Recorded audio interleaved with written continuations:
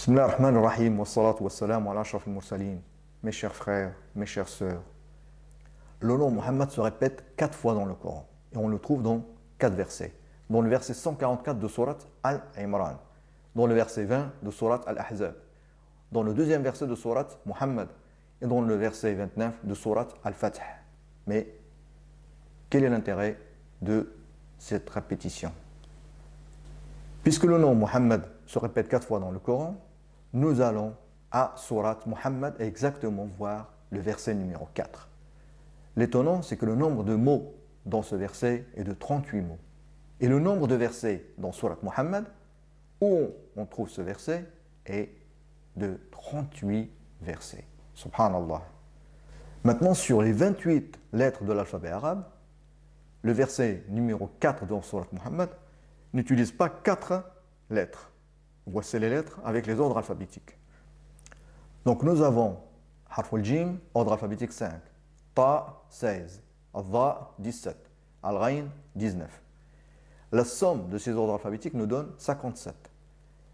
Donc oui, le nom Muhammad a été répété 4 fois dans le Coran et ce verset, qui est le numéro 4 de Surat Muhammad, n'utilise pas 4 lettres.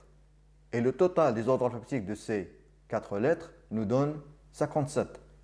Mais pourquoi on trouve le nombre 57? En effet, 57 est égal à 19 fois 3.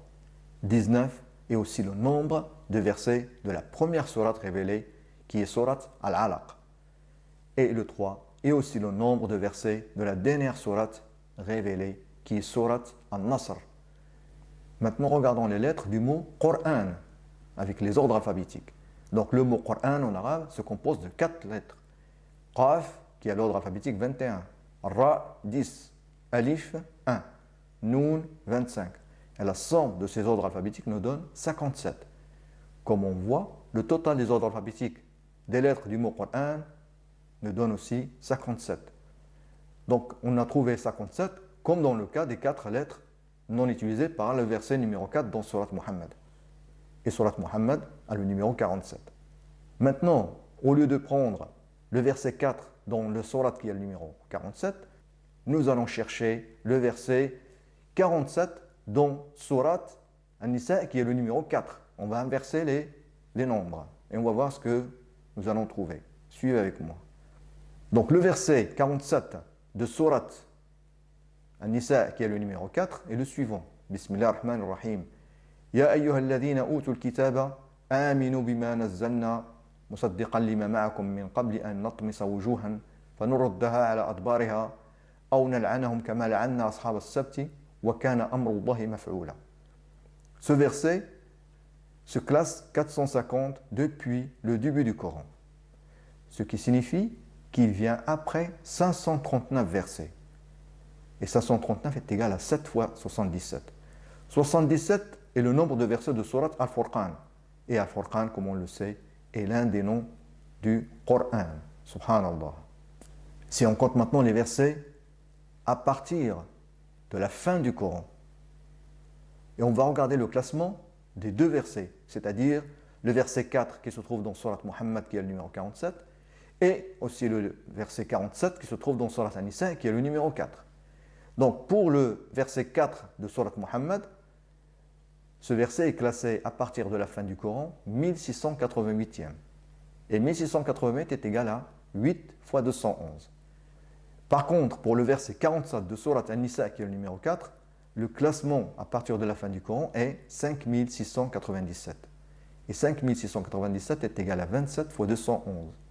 Dans les 2 cas, nous trouvons 2 nombres qui sont multiples de 211. Mais quel est le secret de nombre 211? Suivez avec moi.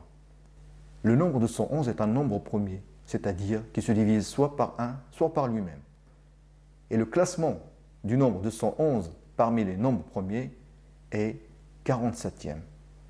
Et 47 est le numéro de Surat Muhammad sallallahu alayhi wa sallam. Subhanallah. Maintenant, si on s'intéresse à l'alphabet arabe, nous avons 28 lettres et qui sont numérotées de 1 jusqu'à 28. Si maintenant on rassemble les ordres alphabétiques de ces 28 lettres, donc de 1 plus 2 jusqu'à 27 plus 28, on trouve 406. Et comme on sait que Surat Al-Furqan compte 77 versets, 406 moins 77, on trouve 329.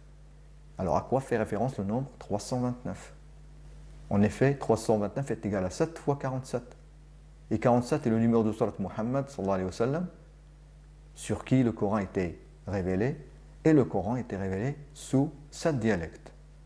Comme on le voit, même à travers l'alphabet arabe, nous avons une corrélation numérique entre Surat Muhammad, qui est le numéro 47, et le nombre de versets de Surat Al-Furqan, qui est de 77 versets.